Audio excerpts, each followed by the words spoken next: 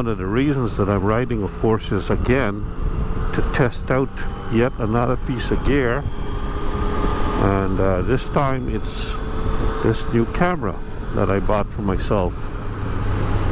For the last few years I've been using a GoPro HERO 7 Black, and I finally decided to treat myself to the latest GoPro. So this is the GoPro HERO 11 Black, and this ride here is my first recording on a motorcycle with the new camera.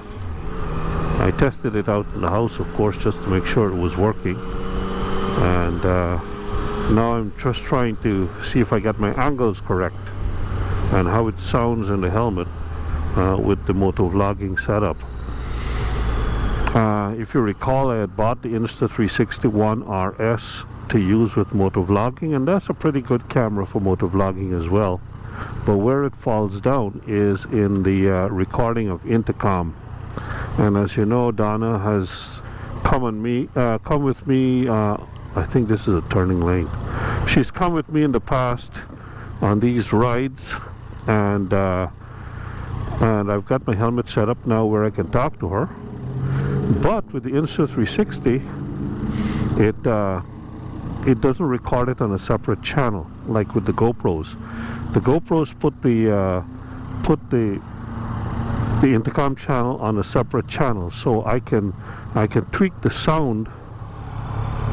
I can tweak the sound separately,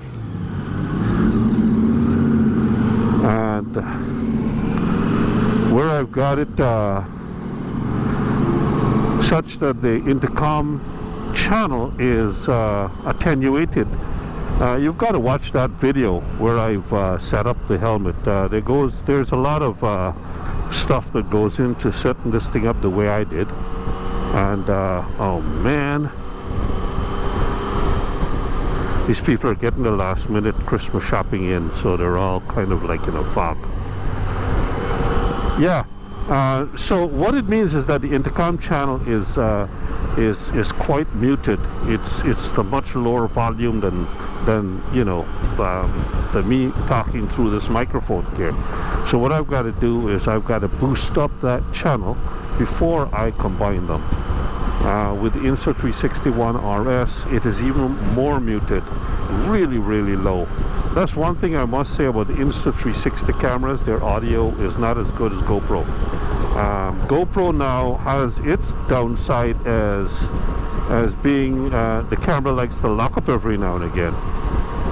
So it's not really trustworthy as the Insta360 cameras are. But the video quality and the audio quality is unbeatable. So when I decided to make the switch, I went back to the GoPro HERO 7 Black for my vlogging camera because of the ability to handle intercom recording better. And then I decided, I've had this camera for a while, and there's some nice features of the HERO 11 Black that I liked. So I decided to get this one, and the price was a little bit better than normal. There's a little bit of a sale going on, so I got it. So this is the test ride for that. I don't know, I'm deliberately riding into the sun right now. The time is it's almost 2:45 in the afternoon, so the sun is dropping in the sky, and so this is one of the scenarios for recording while I'm touring, kind of riding into the sun, see how it goes, see what the sky looks like, what the road looks like, and that kind of thing. In addition to the GoPro HERO 11, I had to get the media mod. One of the things about the GoPro is it's got this stupid dongle, this big dongle that you've got to use with the GoPro to be able to attach an external microphone like I have in my helmet. But with the 10, maybe with the 9 as well, I can't remember how far back. Oh, there's some other motorcyclists on the road.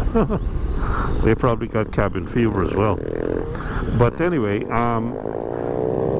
they don't any longer use a dongle with the GoPros. They're well, I suppose you probably can use a dongle with it, but anyway, there's this neat media mod that you can fit around the GoPro that has an external microphone built into it, a directional microphone front and back, with a good wind muff on it, a foam wind guard or whatever they call it, and that helps with the protecting against the wind, protecting the audio or improving the audio in a windy condition. So I got that as well, and today I'm buying some additional batteries. I expect that to come via Amazon on Christmas Eve. They said it's out for delivery, as well as a light, a small light. Now GoPro sells a light mod, but I think it's too small and gimmicky for my liking, so I bought an aftermarket one. I'm going to be using that one instead.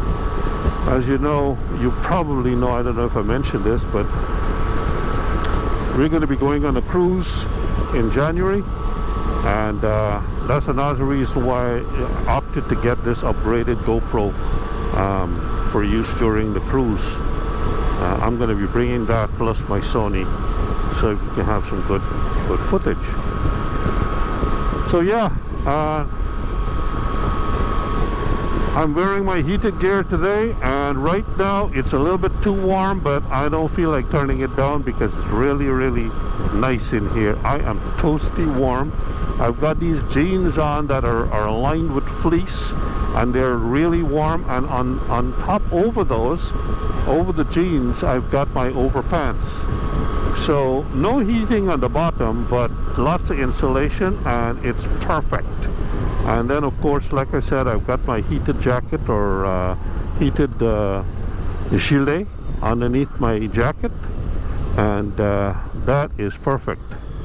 I've got my winter gloves on, these indestructible winter gloves from Cycle Gear that I'm trying to kill, but that wouldn't die.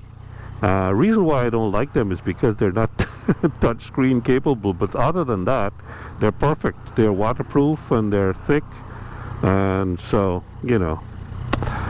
Anyway, I've got those on, and I'm toasty warm. Yep.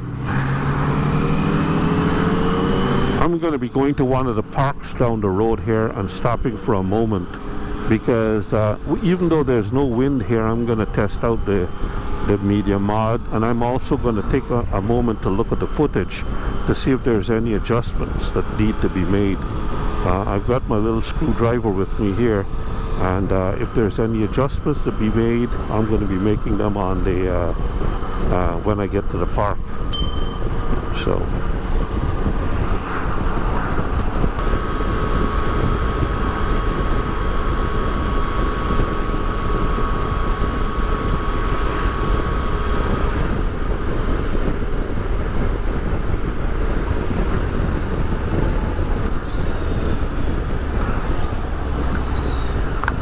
park is closed.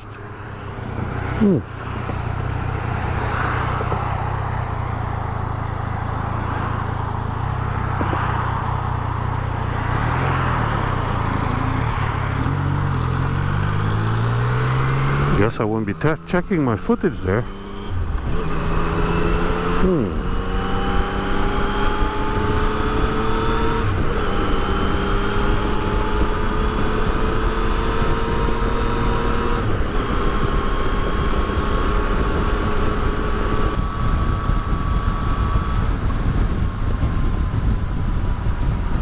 Now let's go down this road here.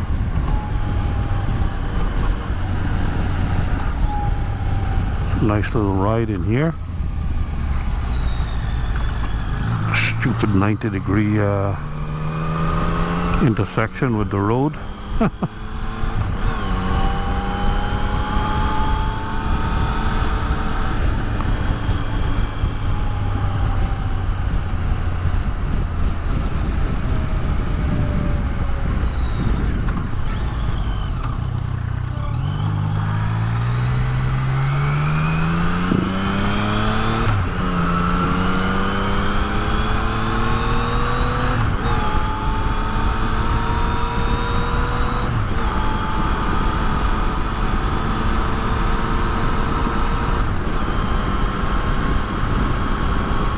Now the riding position on the Tracer is a little bit different than on the RS. On the RS I'm leaning forward a little bit more, and on the Tracer it's a little bit more upright. So but I found that the camera angle works okay for both of them, at least on the with the old camera. So I've made a small change to the arm, so that shouldn't affect it too much, and I'm hoping that this angle here, if it works well on this, it should work just as well on the RS. I'll be able to gauge it when I get back to the computer.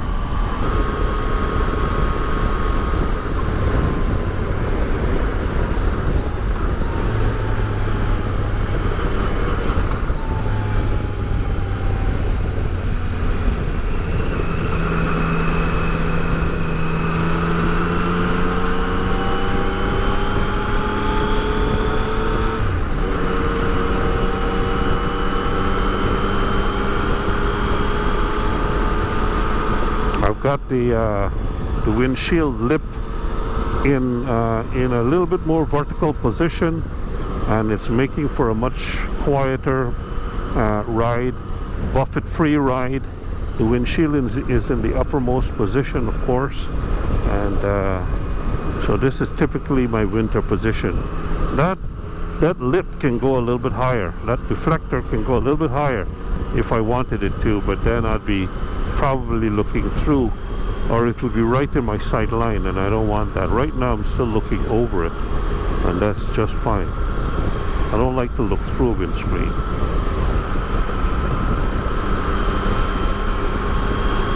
But it's certainly beautiful. Hopefully this is going to look nice on the footage is going to look nice when I get back.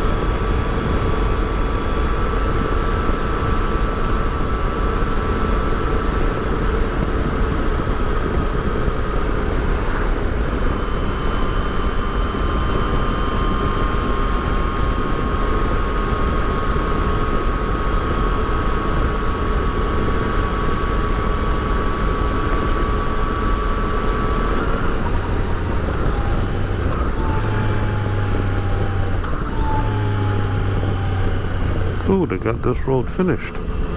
Last time I was here, there was a lot of construction.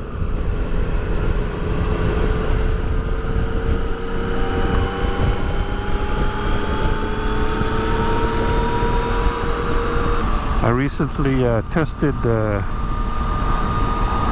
BMW F850 GS. I'm thinking of getting that as my second bike, second to the RS, and replacing this Tracer. And it's quite the only reason why I do that is because I want something that's a little bit off-road, more off-road capable than this bike. This bike is a great bike for touring. It's a sport tourer, so it's more road biased, road focused, whereas the GS has a 21-inch front wheel, and you know, it does a very good job of going off-road. But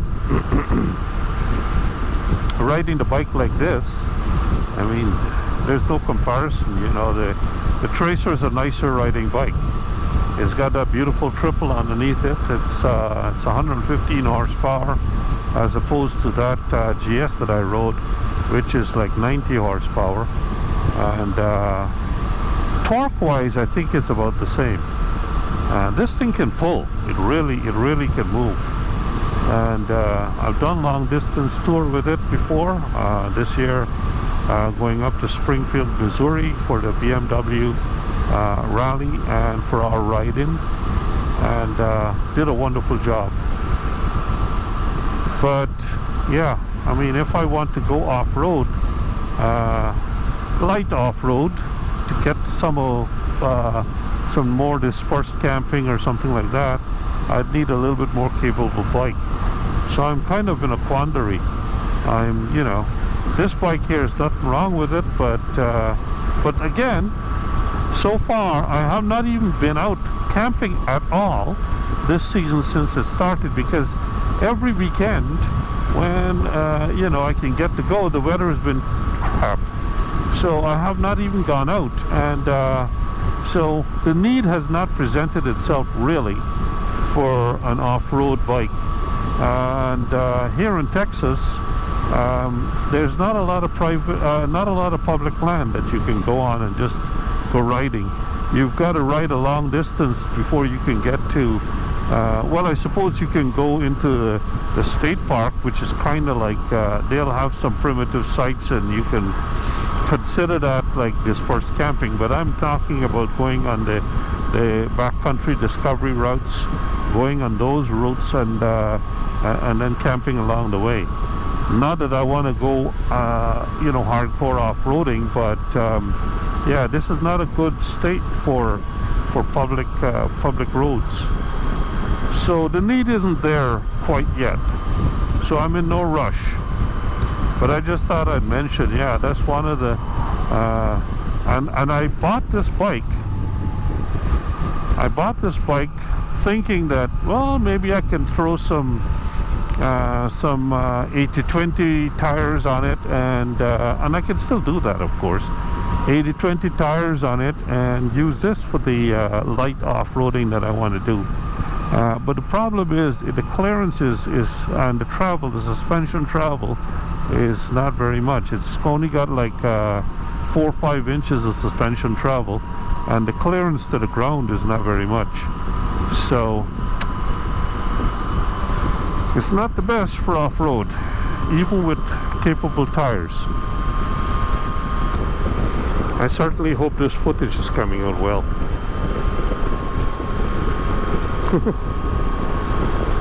I have no idea.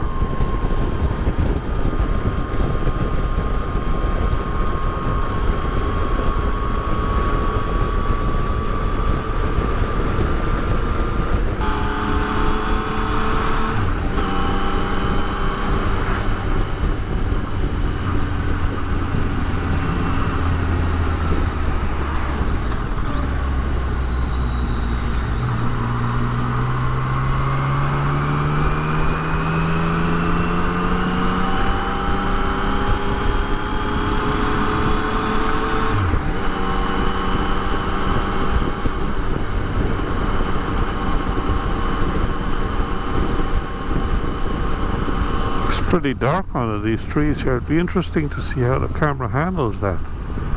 There's another dark section coming up after this bright section here, and some more. See how the sensor can handle that.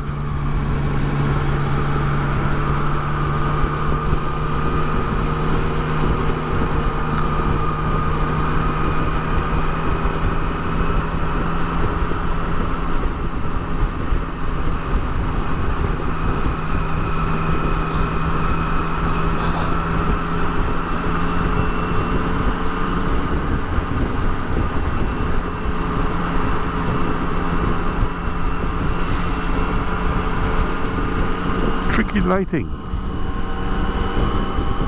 Dark and then bright, and dark and then bright. But that's reality. That's the real world.